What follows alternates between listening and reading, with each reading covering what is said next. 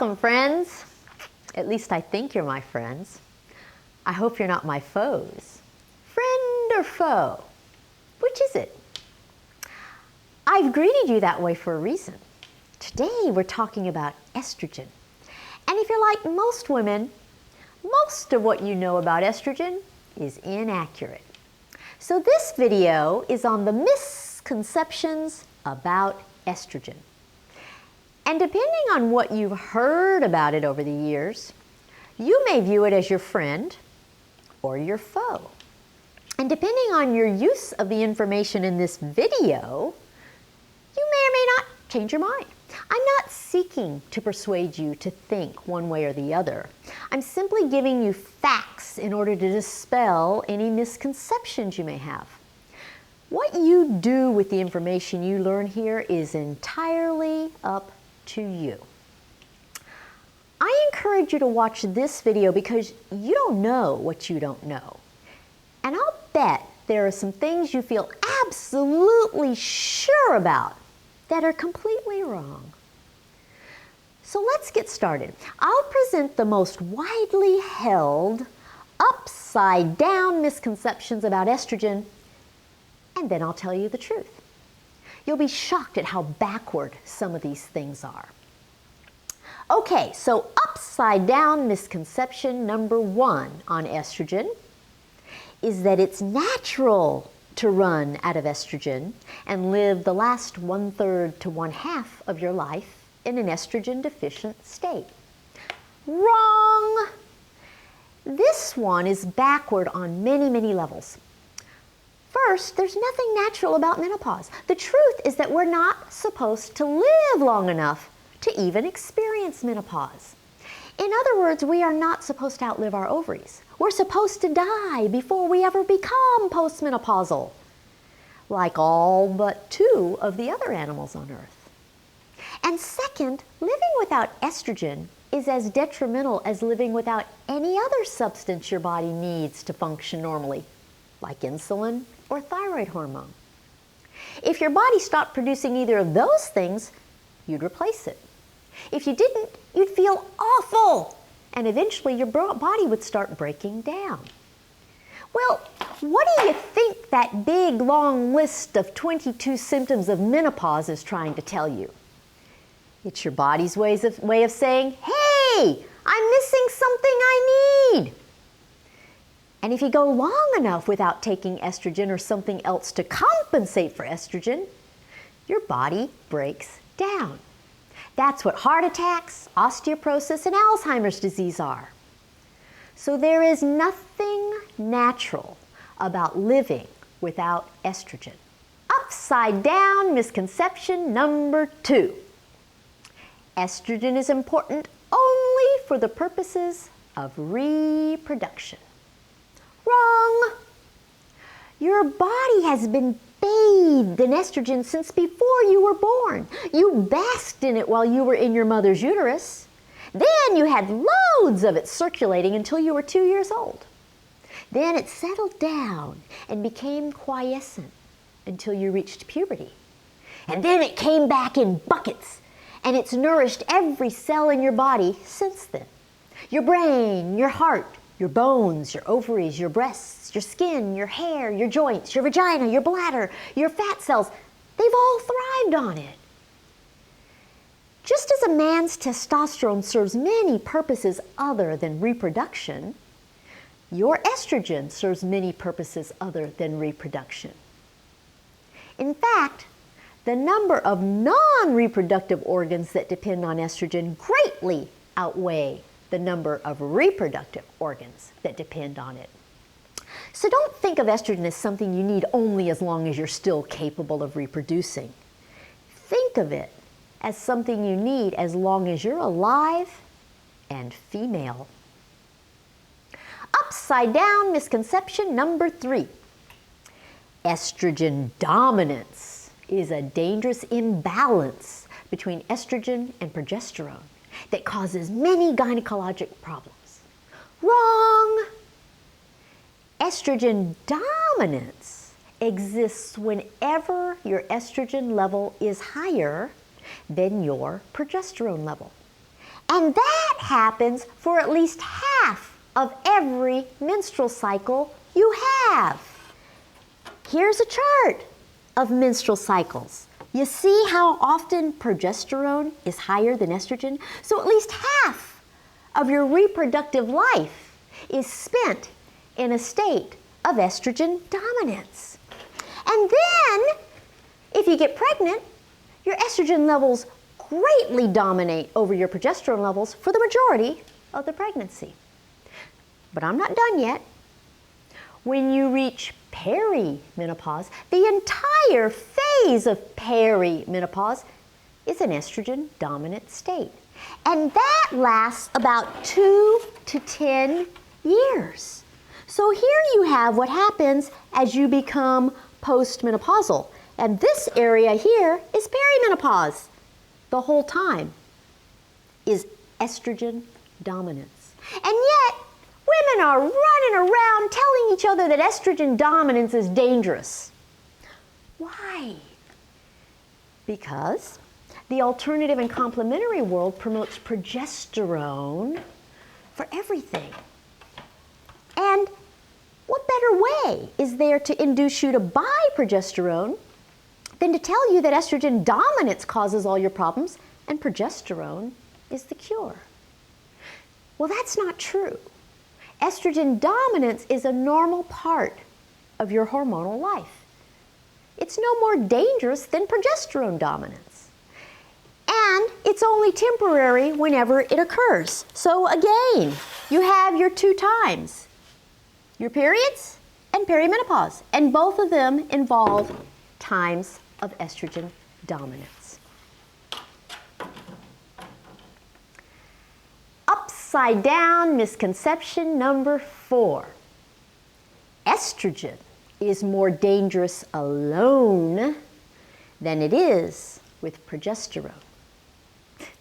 Not necessarily. This is only true if you still have your uterus. If you still have your uterus, progesterone protects you against uterine cancer. But if you don't have your uterus, taking estrogen alone is much less risky than taking both estrogen and progesterone together. Estrogen alone has fewer yucky side effects like depression, moodiness, drowsiness, and weight gain. And estrogen alone also lowers your risk more for heart attack, stroke, and breast cancer. See, I'm probably causing you to have a conniption fit at this point, aren't I? But the only part of your body that thinks estrogen alone is better than estrogen and progesterone is your uterus. So the only reason you need progesterone is to protect your uterus. If you still have it and you use estrogen, that's it. Upside down misconception number 5. It's best to tough it out without estrogen for as long as you can before taking estrogen for postmenopause. Wrong! This is the estrogen window again. The first 5 to 10 years of postmenopause are the most critical of all.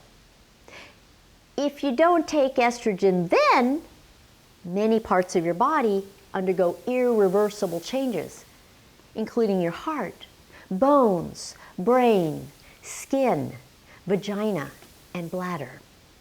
You see, this one might be the most detrimental misconception of all, and that's because it's time limited.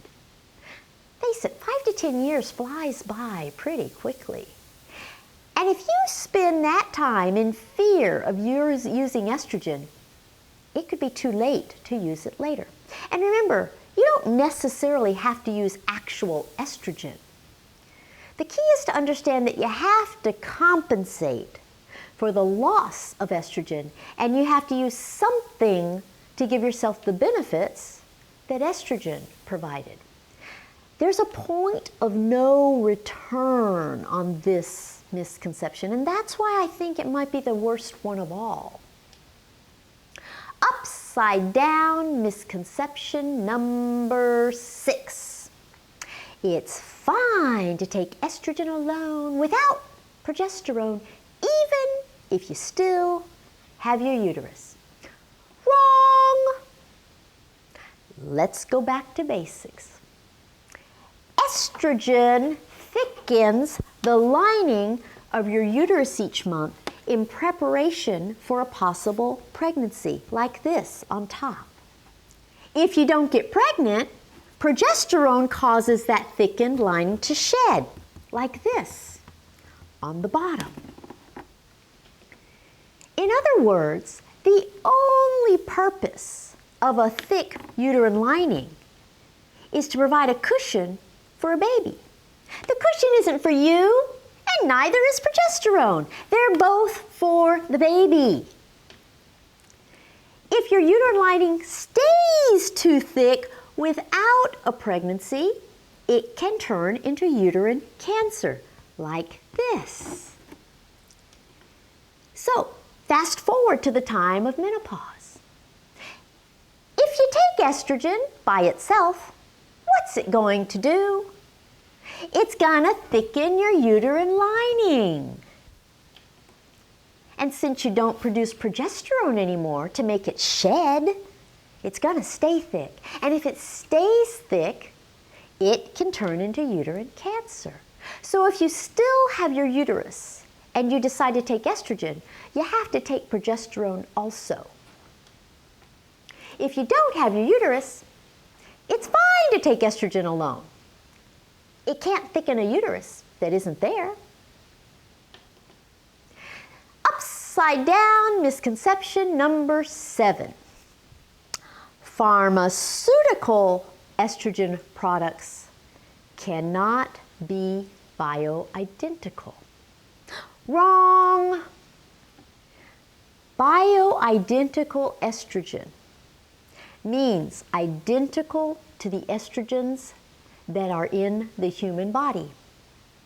You have or had 3 estrogens in your body: estrone, estradiol, and estriol. That means any estrogen product that consists of any of these 3 estrogens is bioidentical. It doesn't matter whether it comes from a plant, an animal, or a pharmaceutical company. Another way of saying it is, it doesn't matter whether it comes from a plant or a chemical plant. Estrogen does not have to come from a compounding pharmacy to be bioidentical. In fact, many of the pharmaceutical estrogen products are bioidentical. Almost all of the patches, creams, gels, and sprays are bioidentical. All of these are bioidentical. They're all pharmaceuticals. If the estrogen ingredient in any product is estrone, estradiol, or estriol, then it's bioidentical, period. The most common bioidentical estrogen in products is estradiol. So you'll find that it's the ingredient in the majority of estrogen products that are available to you. Upside down misconception number 8. Estrogens designed only for vaginal dryness spill into your bloodstream and travel throughout your body. Wrong. The very reason they make estrogens specifically and exclusively for vaginal dryness is so that they don't travel throughout your body. The fact is that your vagina is very, very selfish when it comes to estrogen. Your vagina wants more estrogen than most other parts of your body. Another fact is that while everybody talks about hot flashes, the most common problem in postmenopause is actually vaginal dryness. But nobody talks about that. Well, since the drug companies know that vaginal dryness is the most common problem, and since they know that the majority of women are afraid to take estrogen that travels throughout their bodies, they make local vaginal products. And if an estrogen is made specifically and exclusively for vaginal dryness, and that's all it does, it takes care of your vaginal dryness only. So there are products this ring, these tablets, these 2 creams, all of which only take care of vaginal dryness. They don't travel to other parts of your body. So for these products that are made specifically for your vagina, what goes in your vagina stays in your vagina. But be careful. Don't extrapolate. There are some estrogen products that go in your vagina but are designed to distribute the estrogen throughout your entire body. This is one of them. Be sure to verbalize precisely what you want. You tell your practitioner, do you want an estrogen that goes everywhere or an estrogen that stays only in your vagina? Spell it out. Upside down misconception number 9. You can take less than the standard dosage of estrogen and still get the benefit of preventing the long-term diseases associated with menopause. Wrong! When studies are done on estrogen, we discover what dosage is necessary to accomplish certain goals. And if you don't take that dosage, you don't accomplish those goals. Here's an analogy. If you're making cookies and you don't follow the recipe, your cookies won't turn out very well. I demonstrated that in video 85 by making a disastrous batch of cookies for you. Here's another example. Let's say you have a chemistry test and you know that you're going to have to study for 12 hours to prepare in order to make an A on the test. It's not logical to think that you can study for 6 hours and still make an A. You're probably going to make a B or a C. The same is true of estrogen dosages. There's a standard minimal dosage necessary to prevent heart attacks, osteoporosis, and Alzheimer's disease. And if you take less than that dosage, you will probably not prevent those diseases. This notion of trying to take less than the standard dosage stems from your fear of estrogen. Don't kid yourself. Keep your objectives clear. You know, Roy Disney said something like, when your values are clear, your decisions are easy. And this follows that logic. Know exactly what you want to accomplish and stick with the formula for achieving it. Upside down misconception number 10. If your estrogen dosage makes your hot flashes go away, it's enough to prevent long-term diseases associated with menopause. Wrong! It's a whole lot easier to prevent a hot flash than it is to prevent a heart attack or osteoporosis or Alzheimer's disease. You can use anything from clothing to air conditioners to herbs to acupuncture for preventing hot flashes. But those things have nothing to do with preventing anything beyond a hot flash. Again, don't extrapolate. Women make so many mistakes by stretching things. A specific dosage of estrogen is necessary to prevent heart attacks, osteoporosis, and Alzheimer's disease, regardless of what gets rid of your hot flashes. So remember, menopause is not about hot flashes. It's about these long-term diseases. If you don't think like that, you're doomed. Upside down misconception number 11. Estrogen causes breast cancer. I find this one very disturbing. Think about it. We've all been running around our entire adult lives, from puberty until menopause, with loads of estrogen surging throughout our bodies. If estrogen caused breast cancer, we'd all have it by now. It just doesn't make sense, does it? The truth is that it's the cyclic behavior of estrogen and progesterone together that increases your risk of breast cancer. That's right. Your menstrual cycles. It's that cyclic thing between estrogen and progesterone that happens every menstrual cycle, month after month, year after year. That's the problem. And the other fact is that no one knows if estrogen plays a part in causing breast cancer. Just because your breasts respond to estrogen doesn't mean that estrogen causes them to become cancerous. Do you see that there's a difference? You don't hear myths that testosterone causes penile cancer just because the penis responds to testosterone, do you? And if anyone suggested that, men would not believe it for a minute. Just because estrogen can be associated in some way with some breast cancers does not mean it causes breast cancer. The word cause is a very specific word. It implies that the causative agent starts the process of cancer. You see, that has never been proven with estrogen and breast cancer. Estrogen has many more benefits than it does risks. So be sure you think about this very logically and clearly. It's the cycles that's the problem. And upside down misconception number 12. Estrogen is dangerous. Really? Let's go back to basics again. Here you have a hormone that is your female hormone. Your body has depended on it since before you were born. And your body has loved it all these years.